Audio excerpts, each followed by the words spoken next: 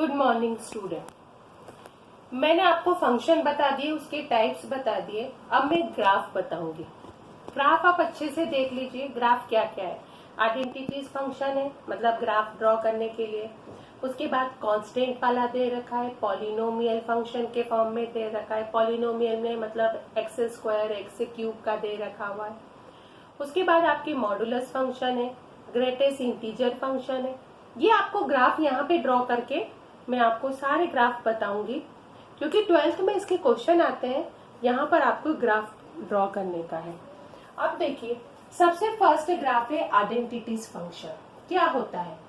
The function if such that R related R, मतलब real number से रिलेटेड है वो। F of x equal to x for all x belongs to R is called an identities function. अब इसमें मैंने बोला ग्राफ ड्रॉ करना है, तो कैसे ग्राफ ड्रॉ करोगे? देख लीजिए। लेट एफ ऑफ एक्स को हम एज्यूम करेंगे y, then y equal to कितना हो गया x। ये आइडेंटिटीज वाला ग्राफ है। इसका मतलब है कि आपके पास एक स्ट्रेट लाइन बनेगी इसके अंदर। y इक्वल टू हमने क्या माना है? x के फॉर्म को रिप्रेजेंट करा है। सबसे पहले हम इसमें टेबल ड्रॉ करेंगे, क्योंकि ये तो हम ग्राफ को तो पता है कैसे ड्रॉ करते हैं। आपको पता है एक्स एक्सिस क्या लिखना है, वाई एक्सिस क्या लिखना है, ये तो सब चीजें आपको पता है। हमने यहाँ एक्स लिखा, वाई लिखा, नेगेटिव पॉजिटिव वैल्यू लेंगे, जैसे -3, -2, -1, 0, 1, 2, 3। मैंने इस टाइप की एक्स की वैल्यू ले रखी है, ठीक है। -3 रखी एक्स की वैल्यू, तो वाई की वैल्यू भी कितनी आएगी? -3, -2 पर -1 पर -1। देखो, -3 पर -3 हो गई, -2 पर -2 हो गया, -1 पर -1, 0 पर 0, 1 पर 1, 2 पर 2, 3 पर 3 बन गया। तो ये आपकी टेबल निकल गई है। जब आप ग्राफ ड्रॉ करोगे तो ध्यान रखना, ये आपने ग्राफ ड्रॉ करा, आप तो प्रॉपर ग्राफ में करोगे, नहीं तो आप ग्राफ की भी जरूरत नहीं। यदि स्केल सही लेते हैं तो सिंपल कॉपी में भी आप ड्रॉ कर सकते हो। ये हो गया 0, ये हो गया एक्स एक्सिस, मतलब ये तो ओरिजिन था, ये एक्स एक्सिस, ये वाई, ये एक्स डैश और ये वाई डैश हो गया, ठीक। अब पॉइंट के इसके बीच का जो स्केल लेंगे 1 सेंटीमीटर लिया, 1 2 3, 1 2 3, -1 -2 -3, फिर -1 -2 और फिर आगे ले लिया -3 और ये वाई डैश ले लिया। अब पहला पॉइंट देखो, x इक्वल टू -3 पर y की वैल्यू कितनी बन रही है? -3। -3 पर बन रही है -3, तो ये पहला पॉइंट हो गया। -2 पर बन रहा है -2, मतलब ये हो गया सेकेंड पॉइंट।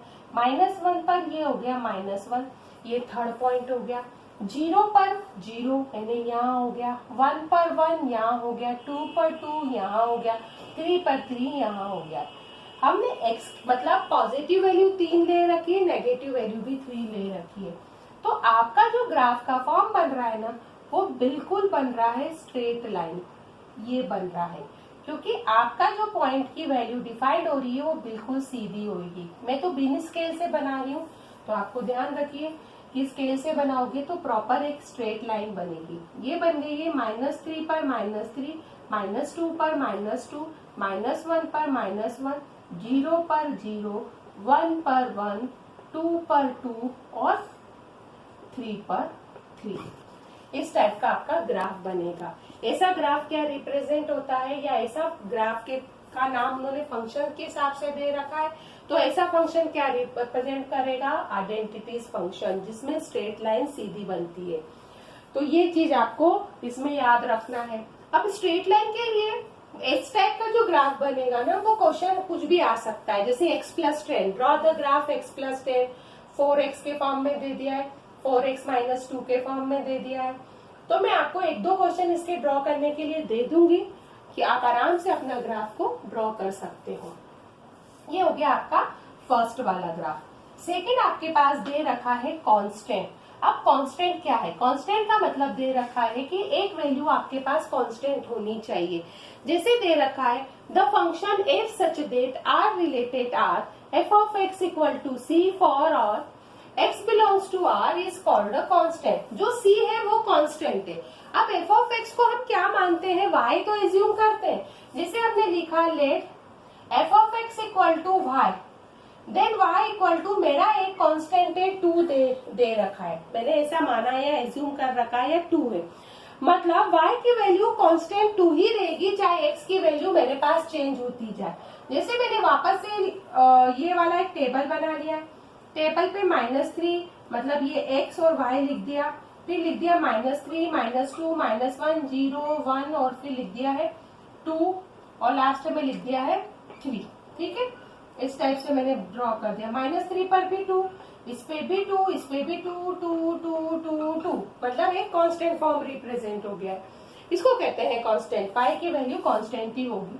जब आप ग्राफ ड्रॉ कर रहे हो ना तो वैल्यू वही बनेगी, ये 1 2 3 -1 -2 -3 1 2 3, ये y x x dash y dash.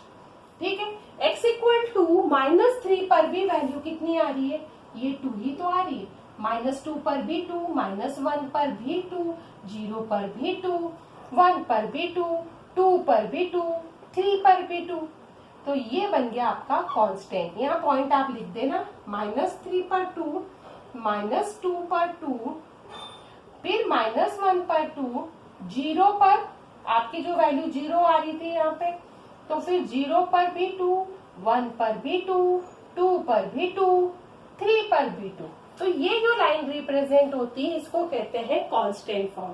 ये आपके पास ग्राफ क्या हो रहा है, यहाँ पर रिप्रेजेंट हो रहा है। अब देखो पॉलिनोमियल फंक्शन, ये आपका थर्ड ग्राफ है।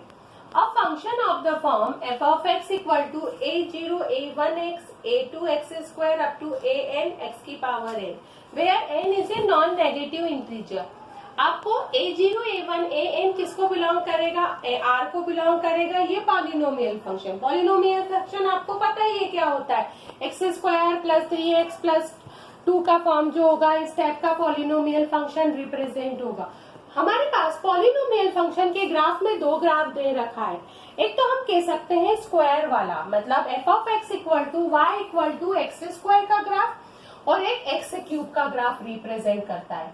तो देखो फर्स्ट वाला ग्राफ आएगा, let f of x equal to y equal to x square, ये आपका फर्स्ट ग्राफ बन गया, बनाएंगे आप। तो देखिए इस ग्राफ के लिए आपके पास वैल्यू क्या रखेंगे, टेबल तो आपको वही लेना है जो अभी तक हम लेते आ रहे हैं, हम चाहे तो वैल्यू कम कर ले ज्यादा कर ले कोई बात नहीं है, पर इतना तो हो कि हमारा ग्राफ इजीली रिप्रेजेंट हो सके। ये एक्स वाई हो गया है, ठीक है, मैंने लिखा -2 का स्क्वायर कितना होता है 4 होता है, -1 का स्क्वायर 1 होता है, 0 का 0 होता है, 1 का 1 आता है और 2 का कितना होता है 4 होता है।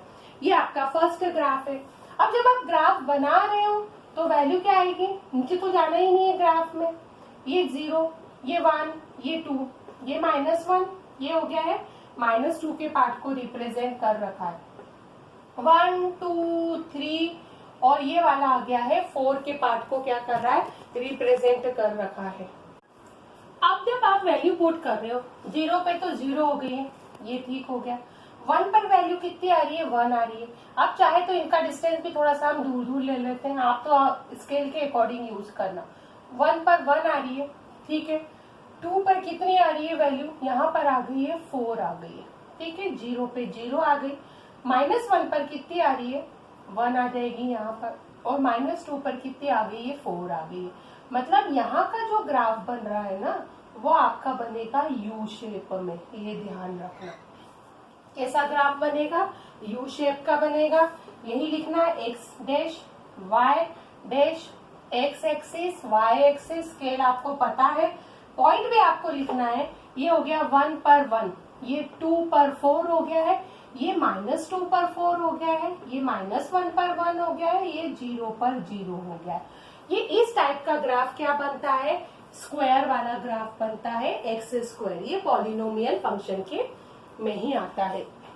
सेकेंड वाला जो ग्राफ पॉलिनोमियल में बनता है वो क्या बनता है, एक्स क्यूब का बनता है। स्क्वायर के प्लेस पर मैंने क्या रख दिया है, एक्स क्यूब का फॉर्म रिप्रेजेंट कर दिया है। ये आपका बन गया है सेकेंड वाला।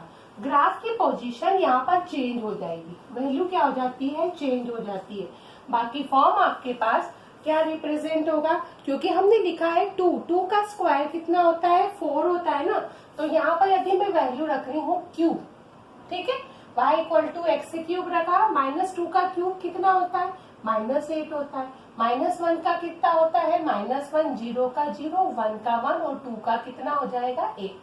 यदि आप वैल्यू बढ़ाते हैं, जैसे हमने लिखा -3, तो -3 पर कितना होगा माइनस का 27 हो जाएगा, और +3 पर कितना होगा 27 के पार्ट को रिप्रेजेंट करेगा। अब इसमें आप देखो ग्राफ की पोजीशन कैसे बनेगी, नेगेटिव पॉजिटिव दोनों पे ही तो बनना है आपके पास। ये हो गया x y, ये हो गया x डैश और ये हो गया y डैश की कैटेगरी।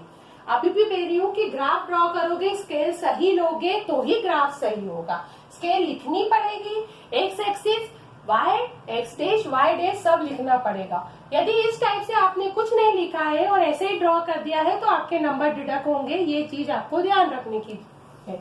आप वैल्यू जब अरेंज कर रहे हो तो ये 0 हो गया, ये 1 पर हो गया, ये 2 पर हो गया, ये -1 पर हो गया, ये -2 पर हो गया। यहाँ वैल्यू थोड़ी ज्यादा है तो 1 2 3 4 5 6 7 8 रख दिया।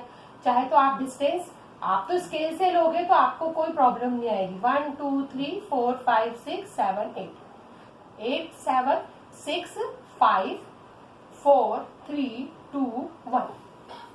इसी टाइप से आप यहाँ पर ले लो, वैल्यू कितनी आ जाएगी यहाँ पर -1 -2 -3 -4 -5 -6 -7 -8।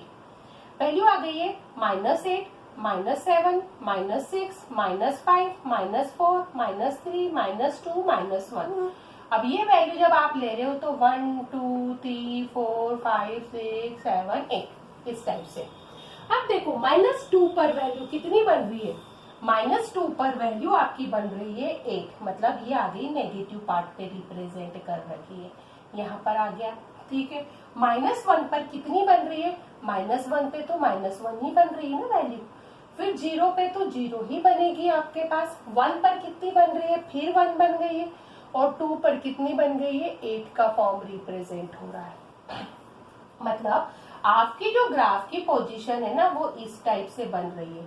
ग्राफ बिल्कुल न्यू करके और फिर ये नीचे चला जाएगा, क्योंकि ग्राफ क्या आ रहा है यहाँ पर आ रहा है -2, -8 आ रहा है, -1, -1, ये आ गया 0 0 पर, ठीक है।